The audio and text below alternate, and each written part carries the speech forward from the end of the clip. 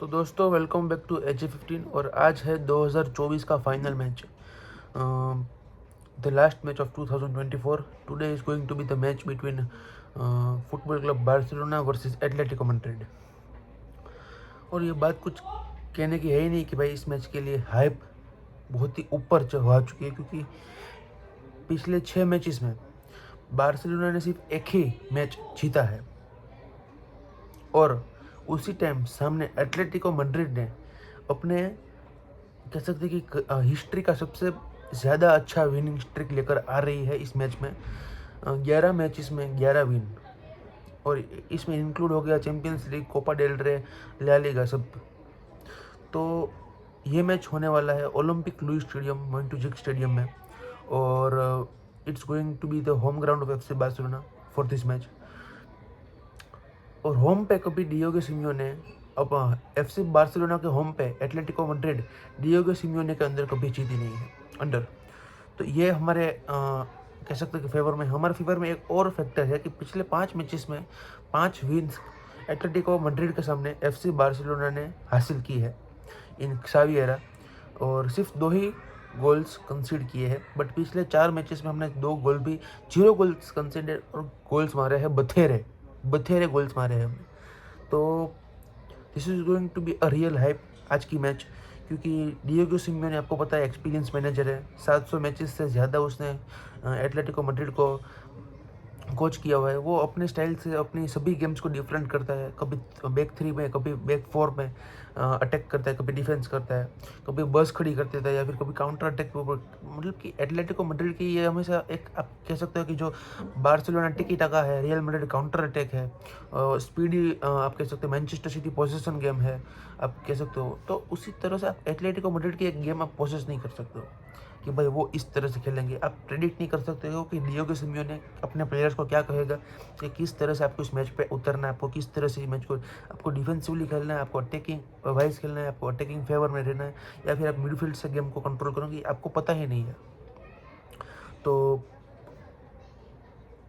2 season पहले Atletico Madrid के ऊपर मतलब कि 2020 में वो जब ला लीगा जीते, तो उसके बाद उनका जो परफॉर्मेंस था वो बहुत डाउन चला गया था।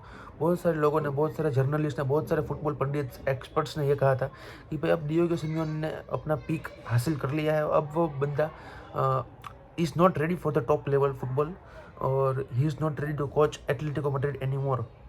बट बंदे ने इस साल जो जवाब दिया है by the starting of summer transfer window, उसने जो साइनिंग्स की है, Robin Le Normand is the best signing. Julian Alvarez के ऊपर मैं इस साइनिंग को रखता हूँ, हालांकि वो प्लेयर इंजर्ड है, but the signing he has done for Robin Le Normand is the great signing. Second number पे मैं जुलियन अल्वारेस की साइनिंग रखता हूँ, तीसरे नंबर पर मैं गैलेगर की, और चौथे नंबर पर सोरलोथ की साइनिंग में रखता हूँ। और दे आर मतलब कि जो साइनिंग्स की है वो उसने पूरे के पूरे दिमाग के साथ साइनिंग की है। अल्वारो मोराटा, जो फेलिक्स, इन सबको उसने बाहर निकाला, अपनी टीम को थोड़ा रिनोवेट किया, अपनी टीम को थोड़ा रिफर्निश किया, और उसके बाद उसने जो प्लेयर्स लाए हैं, वर्ल्ड क्लास प्लेयर।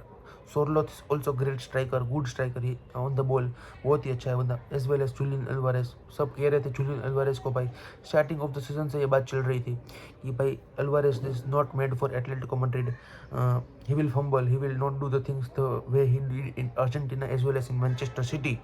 बट अब बोलो, अब आपका क्या मानना है? Is it going to be the bad thing और इट्स गोइंग गुड?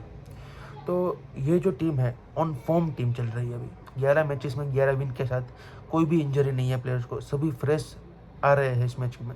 और the big thing I am worried about is उनकी स्पीड और हमारा high defence line. Counter offside trap हमने जो मेंटेन करके रखा था पिछले कह सकते हैं कि स्टार्टिंग ऑफ द सीजन पे, जहाँ पे हम बहुत सारे मैचेस जीत रहे थे बायर्न म्यूनिख के सामने, रियल मैड्रिड के सामने हमने 4-0 की विन ले ली, 4-1 की हमने बायर्न म्यूनिख के सामने ले ली। तो उस टाइम पे हमने बहुत अच्छी तरह से अपनी ऑफेंसिव ड्यूटीज़ को कवर किया था। ऑफेंसिव ड्यूटीज़ मतलब कि आप हम अपने प्लेयर्स को आउटस्कोर कर रहे थे सभी टाइम पे। वहाँ पे बायर्न म्यूनिख ने आपके सामने 1 गोल मारा था, तो आपने उसके सामने 4 गोल मारे थे। वहाँ पर रियल मैड्रिड के सामने 4 गोल मारे थे, हमने सेविया के सामने 5 गोल मारे थे। तो उसी टाइम अपने अपने प्लेयर्स को ऑफेंसिवली डिस्ट्रॉय कर दिया था, जिसके हिसाब से अभी आपकी ऊपर आपकी पीछे की लाइन अगर खुल जाती है, अगर आपकी ऑफेंसिव लाइन ने अच्छा किया, तो अगर आपकी डिफेंसिव ऑफसाइड ट्रैप जो आपने मेंटेन किया है वो खुल जाता है कभी कभी। कभी वो गोल मार देते हैं, 2 गोल 3 गोल, पर आपने तो 5 गोल मार के रखे हैं।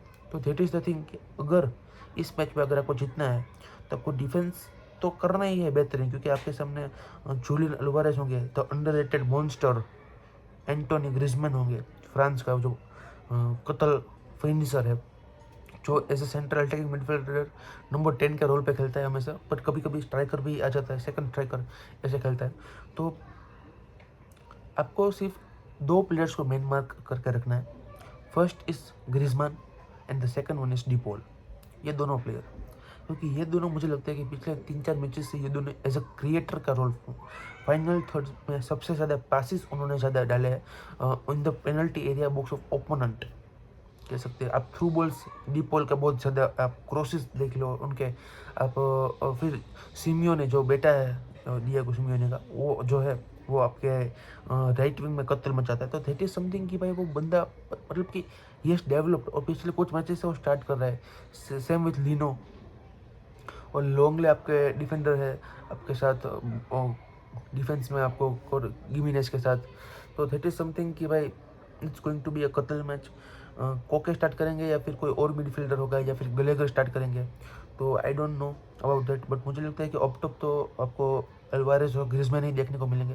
अब बात करते हैं बार्सिलोना के साइड पे, तो who is going to be in the 11। तो मुझे बैक फोर तो फाइनल लग रहा है कि भाई यहाँ पे बाल्डे और कुंडे हमारे फुल बैक्स होंगे, और इनिगो मार्टिनेस और कुबारसी हमारे डिफेंस लाइन पे होंगे। But who is going to be in the midfield, ये बहुत बड़ा प्रश्न है, क्योंकि मिडफील्ड से हम पिछले कुछ मैचेस से जो हमारा गेम कंपोज करते थे, हम बहुत ही अच्छी तरह से गेम को कंट्रोल करते थे पेड्री के साथ और ओल्मो के साथ, वो हम नहीं कर पा रहे। बट उसका रीज़न मैंने आपको पिछले वीडियो में बता दिया था कि फटिक के कारण। बट अभी लिगानेस के बाद जो मैच हुई थी लिगानेस के, उसके बाद हमने हांसी फ्लिक ने 2 दिन का रेस्ट दे दिया था प्लेयर्स को, जिसके हिसाब से वो मेंटली और फिजिकली रिलैक्स हो पाए। मैच ये जो बहुत तगड़ी लॉस हुई थी उसके सामने, जिसके हिसाब से प्लेयर बहुत फ्रेश होंगे। इट्स गोइंग टू बी, अगर आप ओल्मो कोसाड और पेड्री को स्टार्ट करना चाहोगे, that is going to be well and good. But मैं इस मैच में फिर से कहना चाहूँगा, please bring on Frenkie de Jong. Pedri, de Jong और ओल्मो, या फिर गावी को भी आप स्टार्ट करा सकते हो at the place of Olmo. आप प्लेयर्स को ट्राई, तो आप एक मौका तो दो स्टार्ट करने के लिए भाई, जो उनकी नेचुरल पोजीशन पे है। अगर आप गावी को ऐसा नंबर 10 खिला ही नहीं रहे हो, आप उसको सीधा डीएम के रोल में ला रहे हो, तो बंदा कैसे अच्छा करेगा। उसने अपना नाम बनाया नंबर 10 के रोल पे खेलते हुए। अपना फ्रैंकी डियोंग ने अपना नाम बनाया एज ए डीएम, तो आप उसको नंबर 10 पे खिलाओगे तो बंदा अच्छा करेगा। बट कभी कभी गलती भी करेगा, क्योंकि वो उसकी नेचुरल पोजीशन नहीं है। आप लियोनेल मेसी को आप कह सकते हो कि डीएम खिला दो, या फिर रोनाल्डो को आप ऐसे नंबर 10 खिला दो, या फिर सेंटर मिड 8 का रोल दे दो, तो बंदा नहीं करेंगे अच्छा, क्योंकि उनकी नेचुरल पोजीशन नहीं है। आप रफीनिया को ऐसा नंबर 10 खिला सकते हो, क्योंकि वो इंस्टिंक्ट लाता है, अटैकिंग फ्लेयर लाता है। आप अगर फर्मिन को या फिर गावी को आप उस विंग में डाल दोगे, राइट विंग में या फिर लेफ्ट विंग में डाल दोगे, तो बंदे विथ आपको प्रोवाइड नहीं करेंगे। आपको जो विथ चाहिए नेचुरली, जिसके हिसाब से जो ओपोनेंट्स के प्लेयर है वो अट्रैक्ट होंगे आपके पास, जिससे बीच में सेंट्रल स्पेसेस क्रिएट होंगी। आप अगर विथ अपने प्लेयर्स विंगर्स जो होंगे वो विथ आपको क्रिएट करेंगे, तो जो उनके ओपोनेंट्स प्लेयर होंगे वो स्प्रेड होंगे, जिसके हिसाब से जो सेंट्रली आपको स्पेस मिलेगी, जिसमें आपको ओल्मो, जिसकी आप में रफीनिया, लेवेंडोस्की वो अटैक कर सकते हैं। तो आपको हमेशा लेफ्ट साइड विथ प्रोवाइड करते हैं बाल्डे, और राइट साइड आपको विथ प्रोवाइड करते हैं लामिन यमाल। बट इस मैच में Lamine Yamal is not available, और बंदा इंजर्ड हो गया है, उसकी एंकल में थोड़ा ट्विस्ट आ चुका है, कुछ प्रॉब्लम्स है। तो जिसके हिसाब से आपके पास बाल्डे तो होगा जो कि आपको लेफ्ट साइड विथ देगा, बट राइट साइड आपको कौन देगा विथ। तो मेरे हिसाब से आपको रफीनिया को राइट साइड खिलाना पड़ेगा। मुझे लगता है कि फ्रैंकी डियोंग, पेड्री और ओल्मो को इस मैच स्टार्ट करनी चाहिए, कोसाडो को इस मैच पर रेस्ट देना चाहेगा, क्योंकि I think this match is made for Frenkie de Jong. बहुत ही इंटेंसिव, हाई प्रेशर मैच होने वाली है, और प्रेशर रेजिलियंट प्लेयर है फ्रैंकी डियोंग। वो बंदा बॉल अच्छे से कैरी करेगा, और पेड्री के साथ वो डबल पीवट में खेल सकता है, जिसके हिसाब से अब उनके जो मिडफील्डर्स है उनको आउट प्ले करोगे नंबर्स बढ़ाकर। तो दैट इज़ आई समथिंग कि आई बिलीव कि ये कुछ स्टार्टिंग 11 फरहान टोरेस या फिर फर्मिन लोपेस, किसको आप स्टार्ट करोगे। मेरे हिसाब से इस मैच में फरहान टोरेस या फिर आंसू फाटी, इन दोनों में से किसी एक को स्टार्टिंग रोल देना चाहिए। अंशु फटी को आप मौका नहीं दोगे तो बंदा आपकी अपने आप को प्रूव नहीं करेगा। पिछले 10-15 मिनट में आप उसको लाते हो और वो भी कुछ 2-3 मैच के लिए आपने लाए हो। इसका 2024 बहुत ही खराब गया है अंशु फटी का, बट इस मैच में अगर आप स्टार्ट करा सकते हो और उसने कुछ मैजिक कर दिया तो it's going to be happy ending for him as well as for Barcelona as well. तो अंशु फाती भी आ सकते हैं, फरहान टोरेस भी आ सकते हैं। Don't bring on Fermin Lopez या Gavi in that wing side role, क्योंकि वो आपको नेचुरली विथ क्रिएट करके नहीं देंगे। वो 1v1 में नहीं जाएंगे, वो बंदे आपको इनसाइड इंटीरियर का रोल करेंगे और इनसाइड टक इन करके अंदर आपको सेंट्रली आपको कह सकते हैं कि स्ट्रॉन्ग करेंगे, आपको विथ प्रोवाइड नहीं करेंगे जो ओपोनेंट्स को चाहिए।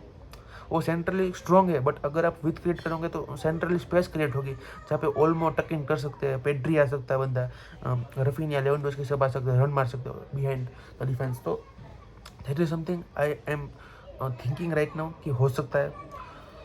तो प्रेडिक्शन तो मैं इस मैच का क्या ही दूँ, but I believe in God, I believe in FC Barcelona, I believe in Hansi Flick, I believe in our players.